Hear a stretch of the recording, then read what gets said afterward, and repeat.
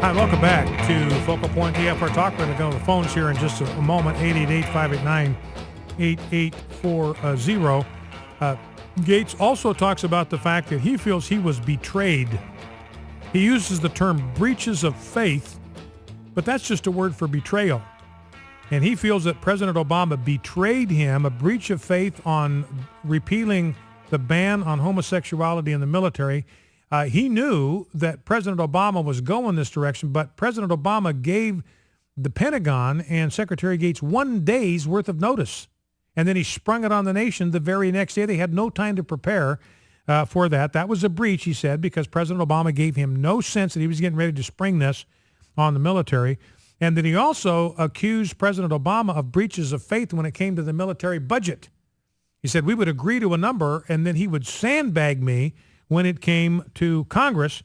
And he said this: I felt that agreements with the Obama White House were good for only as long as they were politically convenient. In other words, his promises meant absolutely nothing.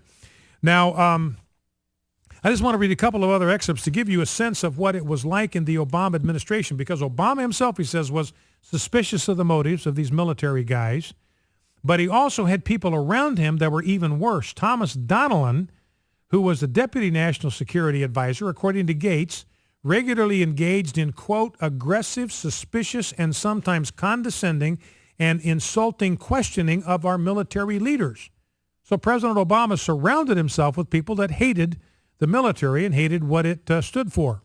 All too early in the Obama administration, Gates says, suspicion and distrust of senior military officers by senior White House officials. These are the people that Obama chose to surround himself with, including the president and vice president, became a big problem for me as I tried to manage the relationship between the commander-in-chief and his military leaders. So he says, look, this wasn't just his advisors.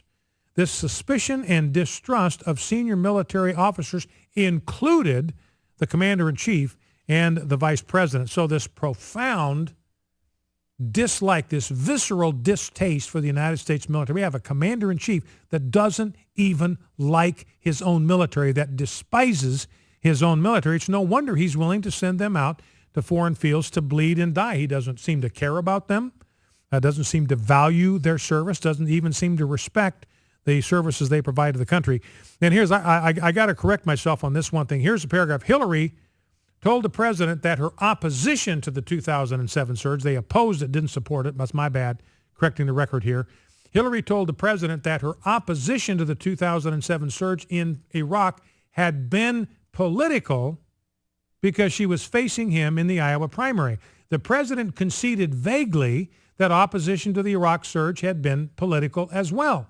To hear the two of them making these admissions in front of me was as surprising as it was dismaying. So in other words, what they were admitting in front of him is that their primary considerations were not national interest, national security, national defense, but raw, naked, personal, and political ambition. Now here is, before we go to the phones, Charles Krauthammer giving his observations about what Gates had to say about Barack Obama. Let's listen. Well, that last statement was made about a meeting that occurred on the 3rd of March, 2010. That's 3 months after Obama announced the surge in Afghanistan. So think about this. You're the Secretary of Defense. Here's a president. He's sending 30,000 more troops into battle.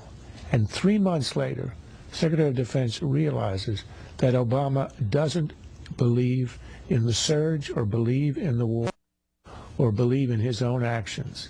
He doesn't believe in Petraeus. He hates Karzai. He thinks the war isn't his. How can a commander-in-chief in good conscience do that? I remember saying here on the night of the president's speech in which he announced the surge and then immediately announced the withdrawal. And then for the 4 years ever since, he never spoke to explain to the American people why the war, why the surge was important. He now has the lowest public approval of any war in modern history because it had no leadership. But I think this is a shocking revelation. I assumed that he didn't believe in this war from his own actions. But here it's from somebody sitting with the president 3 months in.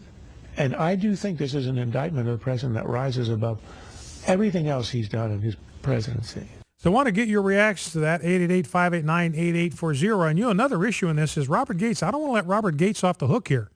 He was gone from the Obama administration in 2010. He had ample time before the 2012 election to tell the American people what he's now telling us in this book, and he didn't do it.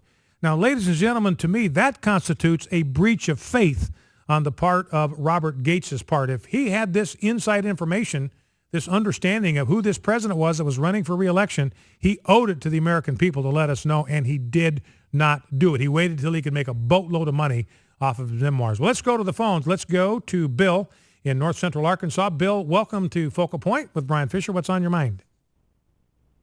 Bill, are you with me? Yeah, sure. Yeah. Brian, it gets worse. Gates, you'll recall, he and Admiral Mullen were absolutely instrumental in opening the floodgates for the sodomites in all branches of our military. I consider that a damage to the morale, not just serious, but irreversible. The Christians and other principled people have since left, and others now will never join. What's especially galling to me is somebody like Gates writing a book to justify his own performance and make a profit from it. I think the guy's a national disgrace. Well, and I think you're right, Bill. And, he's trying to, I think he realizes that this gays in the military thing, it's not working out. It's not a good thing. It wasn't a good idea. And I think he's trying to kind of pass this off and blame it on Obama. Well, Obama blindsided me. Obama ambushed me on this. Well, like you say, Bill, he was 100% for it. He was leading the charge to punish anybody in the military who would raise any questions about whether this was a good move. So, yeah, I think I think what Robert Gates doesn't realize, Bill, and I appreciate your call and thank you for that, I don't think Robert Gates realizes how bad this memoir makes him look, because he didn't say anything at the time, and he didn't say anything in time for the American people to take this information with them to the ballot box in 2012. And what he's revealing here is absolutely disgraceful and could have made a significant difference in the 2012 election. All right, let's go to Ken in Florence, South Carolina. Ken, welcome. What's on your mind? Ken, are you with me? Yes. Yeah, Ken, go right ahead. You're on with Brian Fisher. Thank you very much, Brian. Keep up the great work that you're doing. Thank you. This thing has, in my mind, is the straw that broke the camel's back, so to speak, using the old cliche.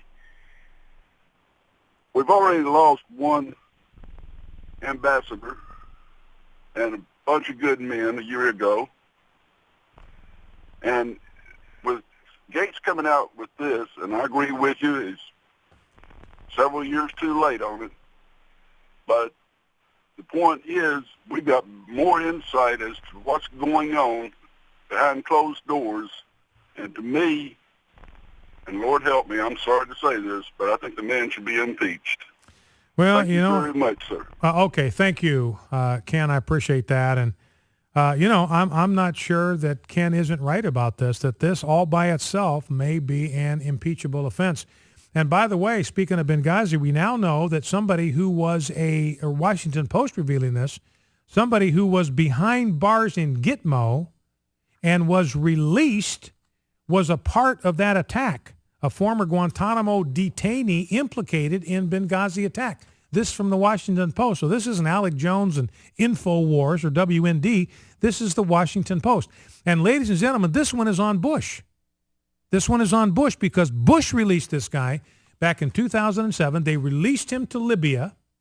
Libya set him free, and now he went right back on the field to kill Americans in Benghazi. And ladies and gentlemen, you got to lay that one squarely at the feet of President George W. Bush. That one is not on Obama. Let's go to Mike, Camp Lejeune, North Carolina. Mike, welcome to Focal Point. What's on your mind? Hey, Brian. Thanks for having me on the show again. You bet. I'm calling. I'm an infantry Marine, and I just wanted to give some perspective about this whole Robert Gates thing, especially Yes, sir. the troop search. And I was deployed in 2010, the bloodiest war, the bloodiest year for the Afghanistan war, at the height of Obama's troop surge. And, I just find it really disgusting that he played politics with this. We were sent to a little village in Afghanistan called Marja. If you remember, General Crystal called that the bleeding ulcer of Afghanistan. Mm-hmm.